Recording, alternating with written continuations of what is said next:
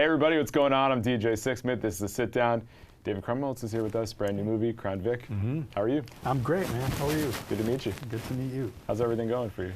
Everything's going good. I am enjoying life. I have 2 little children that keep me on my toes. They're both wild and completely out of control. How old are they? They're 5 and 2, so I'm in the thick of it. Yeah. One of them bit me last night. Where? On my back. A strange place to bite. And it hurt. You know, they bite down. Yeah. When kids bite down. Yeah. They don't just give you a little nip. They try to rip They really want to sink their teeth in there. Yeah, and that's where he's at right now. He's just in a biting way. And so I bit him back and hurt him really bad. No, I'm kidding. I would never bite No, that wouldn't be in the Parenting 101 book. No. So how about this movie here? Obviously a cool situation for you. You kind of play like a little bit of a guy that seems like he's out there up to some stuff. Yeah. From what I see. I haven't checked it out fully yet, but what was it like putting this thing together? Well, you know, it's always great when you make sort of a smaller movie and it turns out as well as this one did. So it's thrilling to see it make it to theaters, and with great performances. Thomas Jane and Lou Klein-Tank are incredible in it. It's a very controversial film. Yeah. It's got some ambiguity about its own subject matter, so we leave it to the audiences to decide how they feel about the subject matter being police ethics, police brutality.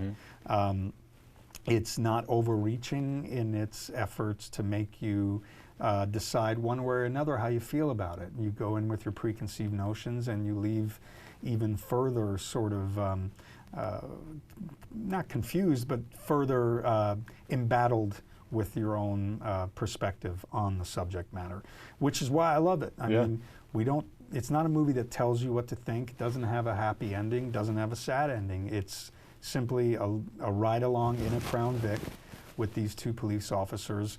One of them, Thomas Jane's character, is a sort of veteran who's been suspended to the point where he has to train a rookie cop on his first night on the job, first night on patrol, and it ends up being a particularly violent, bad night.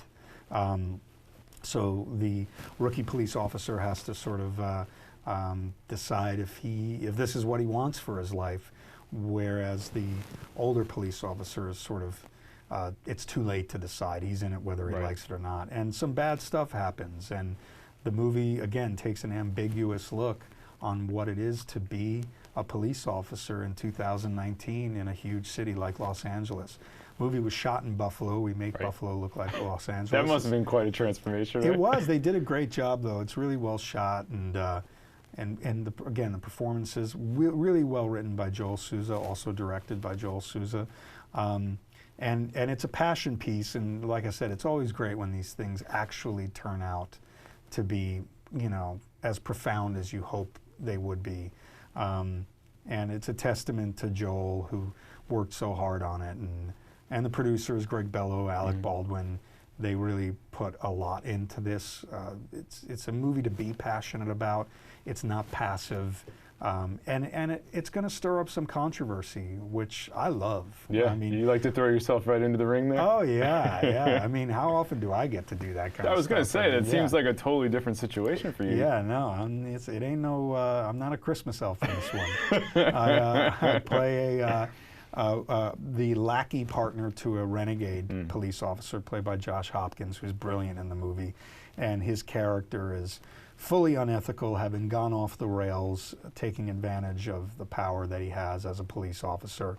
And my character is sort of, you know, enjoying it all and pushing him there until he breaks, until that character breaks. And it speaks a lot about, or a lot to the lack of psychological support for police officers, which I think is something that needs to be addressed.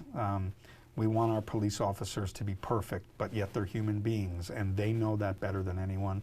And what they need is assistance in coping with what they're seeing on the street and what their responsibilities are. And so the movie, you know, kind of portrays 2 police officers on opposite ends of their career who are both dealing with the overwhelming responsibility of being a police officer. Yeah, I think you bring up some interesting points. There's just gray areas to all this. It's not just cut and dry. It's not just black and white. And No, we need to have conversation about this. We need to have a conversation that's without rage and without anger and with understanding that police officers aren't superheroes.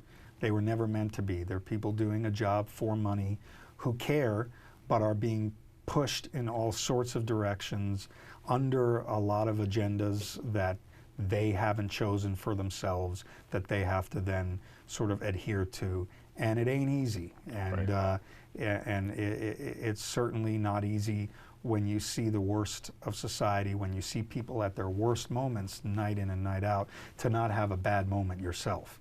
And is anger towards police brutality justified? Absolutely.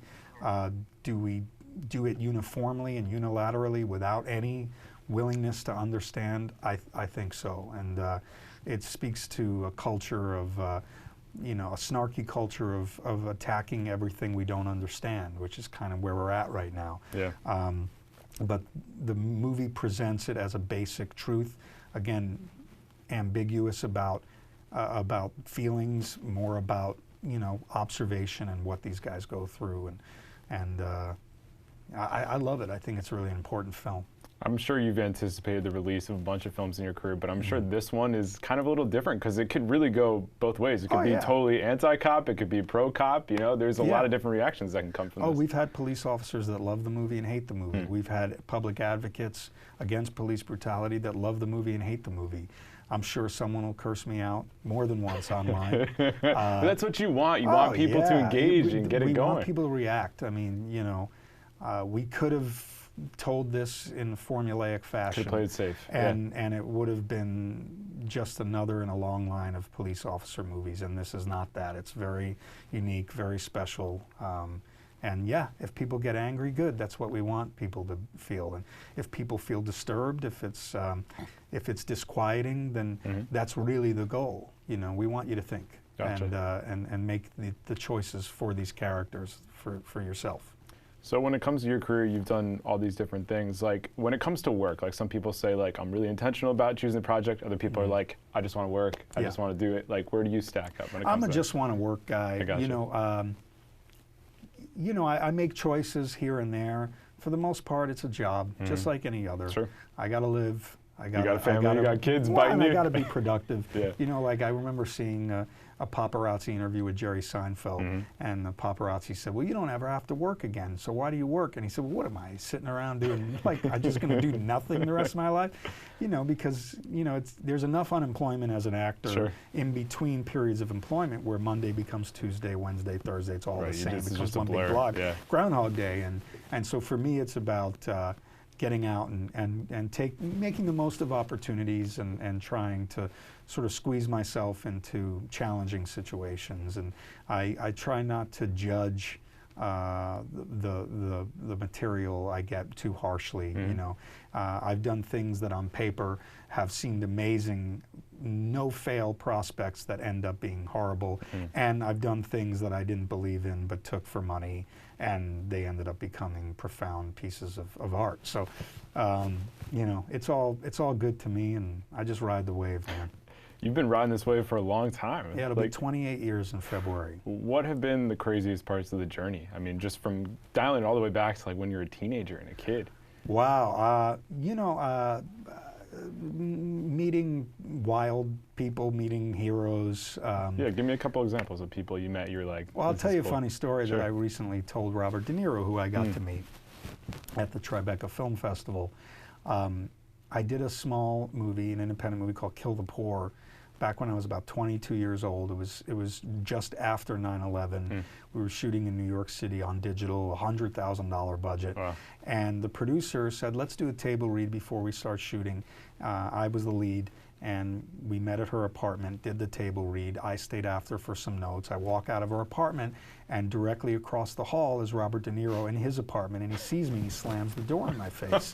I got scared. I had a pizza pie. They had given me some leftover pizza, and I turn, and his two little children, and I mean little, you know, 4 and 3, are in the hallway, and he had left them out there, and he said, and they wanted the pizza, and I said, I'm not giving you, because I had just seen Raging Bull, and I was like, if I give these kids food, this guy's gonna kill me. Go full Jake LaMotta on me, and so I pressed out of, obviously today I wouldn't do this, but I was stupid and young, and I pressed the elevator button, and the elevator came, and they got in the elevator. Oh my gosh. And I'm going, you gotta get out of the elevator, you gotta go back. And what I should have done was knock on Robert De Niro's door and be like, your kids are out here.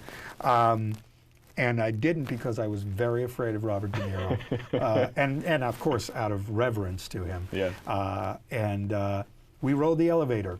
And when we got to the lobby, I said, okay, I'm pressing the button to go back up, and you go right home.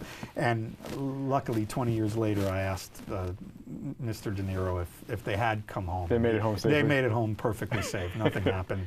And then at Tribeca, we were about to ride the elevator together, me and Robert De Niro, and I said to him, I said, well, you'll be the third De Niro I ride an elevator with, and he took the stairs. Oh. Yeah, so I creeped him out, and you never know. Yeah. That's an all-time story right there. It is, yeah. But yeah, I've seen a lot of things. I'm an embattled, grizzled veteran, I guess, at this point, which kind of is weird. Does it feel like that? A lot of good things, a like lot of sad things. Yeah. I've had friends suffer and pass away, and it's a wild business. It's a very self-effacing business. It's very hard for people to, manage their expectations and manage their feelings. And I've been sort of in tune with that, and I myself have had my bumps in the road, but I'm grateful for every second. I'm the luckiest guy. I wouldn't trade a single thing in. And hopefully, I get to have more great experiences. And if not, that's fine too. I'll just become a car salesman. That's the fallback plan? Yeah, car salesman, yeah. Why car salesman? Crappy car salesman. Yeah, crappy. Just like used, beat up cars. Because I love the struggle, just bad cars that no one wants, begging people in parking lots in New Jersey to buy. I like it. There you go. Yeah. Perfect. That'll Full feel circle. Like I feel like, I put in a good day's work. How about numbers? Let's talk about that one. That was a fun part of your life. What was it like playing somebody that was like out of this world smart in Charlie? Similar to being myself, because I'm out of this world. Oh, yeah, of course, right? Every single day. It was fun, I miss it tremendously, those moments. I was in my mid-20s to late 20s, and it all goes by so fast that when it's over, you go, oh my goodness, I'm not sure I appreciated everything I had. So looking back now, I'm really just grateful for the experience. I miss all those people very much. We have I think a 10-year reunion thing gonna happen soon. Oh, cool. And it'll be good to see everyone. We're all in touch on Facebook, just like anybody else. Judd Hirsch on Facebook? Oh, well, Judd's not on Facebook, but we speak on the phone. And it was just a magical experience, and people appreciating it now, and it's still being in syndication, and people, sort of finding it 10 years or 8 years after it finished is incredibly rewarding. I think we were a unique crime procedural. Yeah. I think we actually tried to educate people in prime time, which is not easy to do. No, definitely when not. There's so much fluff. We weren't just a show that people had on in the background. We were something that people paid attention to, and I'm just proud to have been a part of any of that, and meeting kids who watched it in high school. Yeah, I was gonna say, like, it was like when I had a sub in math, like the TVs rolled in, and like teachers love we're gonna put on numbers. Just put it on. Has a procedural ever been played in math class? I don't think so. Yeah. And it's meeting those kids grown up now and having some of them come up to me and say, I work on, who knows, anything from rocket science to mapping the brain, and I use math every day, and I wouldn't have done it if it wasn't for the inspiration of your show. It's mind-blowing, it's kind of like you don't realize when you're doing it how far-reaching and the effects will be, especially after it's over. Yeah. And it's been really great that way. I'm very proud of it. I mean, it's almost 10 years later. Yeah, people are still asking you, people still talking about it. Yeah. I mean, my hair is certainly not the quality it was. Perhaps I've put on a few pounds, but these things come we all with grow age, older. and I'm still very special, and at any moment I can make you're ready to go. math like visuals just pop up in the air. Yeah, like right now. You're just seeing numbers all around. I'm seeing numbers. Oh yeah, I'm seeing lots of symbols and numbers. I have no idea what any of them mean. Doesn't matter. Yeah, I didn't learn a thing. I'm sure you're just like, it's just a script. You know, I'm not going to retain it. Yeah, at a certain point, it just the genius of the character caught up to the capabilities of the actor. So. Let's talk about some other roles. You did Superbad, which that's one of my all-time favorites. Yeah, that was fun. What do you remember about that experience? It was fun. Those are my buddies, you know. A lot of improv. That kind of stuff is really fun. But lately, just, you know, doing The Deuce on HBO has been an amazingly rewarding experience. Really special show. I got to work with Maggie Gyllenhaal, who is an astounding talent and a kind soul, and so that was a lot of fun. And yeah, I don't know, man. It keeps going. You know, really I don't know does. how. Yeah. I'm that kind of actor where, you know, my last job, I assume, is my very last job. So everything is cherry at this point. I'm just super lucky to be doing it, and I owe it to that privilege to be as surprising and as interesting as I can be, and to have as little hubris about my work. You know, I'm always just beginning, still learning, and I'm just lucky to be at that point in my career where people are starting to piece together who I am.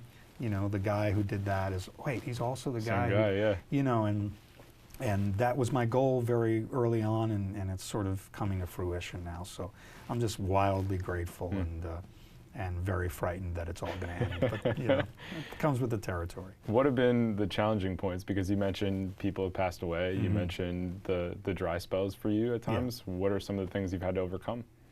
You know, lost opportunities, things that I've gotten so close on that, and then they never come to fruition. Working with friends that I never got to work with, and yeah, I mean the passing away of some key people. Brittany Murphy was a friend who I'd worked with on a movie called Sidewalks in New York, and then of course Heath Ledger and 10 Things I Hate About You.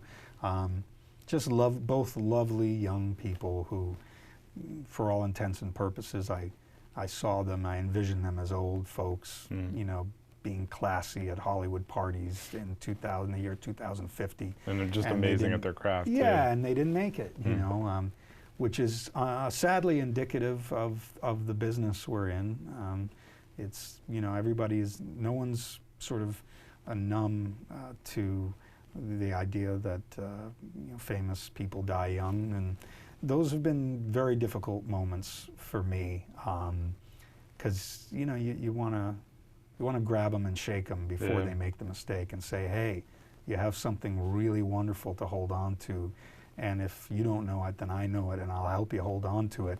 And you know, sometimes it's too late. So those have been difficult moments, but you know, I always imagine that they're kind of somewhere glad that I'm still doing it, and you know, hopefully I'm not letting them down. So yeah, and you can keep their memory going too by talking about them. You know? Yeah, you know, and so much of their work is still celebrated, and that makes me really happy. Yeah, I mean, especially with all the Joker stuff coming out. I remember Heath's performance there, and then if you watch 8 Mile, you'll see Brittany. I mean, like just amazing in that movie. They're around, man. They're still alive. It's a great thing about what we do as actors is you do sort of upend your own mortality. Sure. You know, in a way you kind of live forever. It's kind of nice. What have been some of the close calls that you thought opportunities would come from? You seem like somebody that's remembering a couple of them at least. Oh yeah, I mean, you know, many years ago I had a chance to make a movie with my very best friends, and I was in the movie, and then I got an opportunity to play the lead role in a great filmmaker's film, and I had to leave the one film to do the other, and the other one fell apart. The one with the great filmmaker never happened, and I never got to make the movie with my best friends, and that movie became a huge hit. And you know, a few years of PTSD later and a lot of therapy, I've managed to cope with the feelings surrounding it. You know, lost opportunities, missed opportunities, but it all happens for a reason. I really believe that. It balances out too. Yeah, whatever I am. I can't lament any of it. It's been awesome. It's been a dream come true. I was a film buff before I ever became an actor. As a kid, I grew up watching everything and all the old stuff, soaking it all in. Yeah, and to be considered part of that world has never lost its charm. I'm just amazed people aren't sick of my face yet. Not assuming that people aren't. There probably are a good few people. We could still put up with it. Yeah, there's someone out there having a seizure watching this right now, and I'm sorry. Really sorry. Who are some of your closest friends in the industry? Oh, I don't drop names, unless you've got a giant broom, because I have so many famous friends. But I've been close with some great people. Like, Seth Rogen is a really close friend. And he's one of my best friends. To him, I'm an acquaintance, but to me, you put him a little bit higher. Yeah, I put him way higher. But he stacks you down somewhere. Like when I see him, he ignores me in public, and I'm always like, "Hey, dude, it's me, old." I make up a nickname for myself that I imagine he called me at some point. Security then rushes in. They're like, "Who is this guy, Seth?" Yeah, yeah. Like, no, he's cool. He had a He's had a couple security guards put me in full Nelsons, headlocks, sleeper holds. I passed out at the premiere of Long Shot. Oh my gosh! Because he had a rapper kick my butt. So he has rapper friends who will do his bidding for him. That's a great friend, right? Yeah, yeah. Like, thanks, man. Raekwon the chef beat the hell out of me. It was hard. That's quite a moment for you, I'm sure. It was. Look, Wu-Tang Clan ain't nothing to mess with. You got a story to tell. And yeah. And a story to tell about this one as well. Yeah, absolutely. David, it's been a pleasure. Thanks so much. Why don't you tell everybody when they can check out the movie? So Crown Vic is in theaters in New York. November 8th, this Friday, and next Friday, November 15th, it'll be in select cities nationwide, including Los Angeles, and on demand. There you go. That's David. I'm DJ. See you next time here on The Sit Down.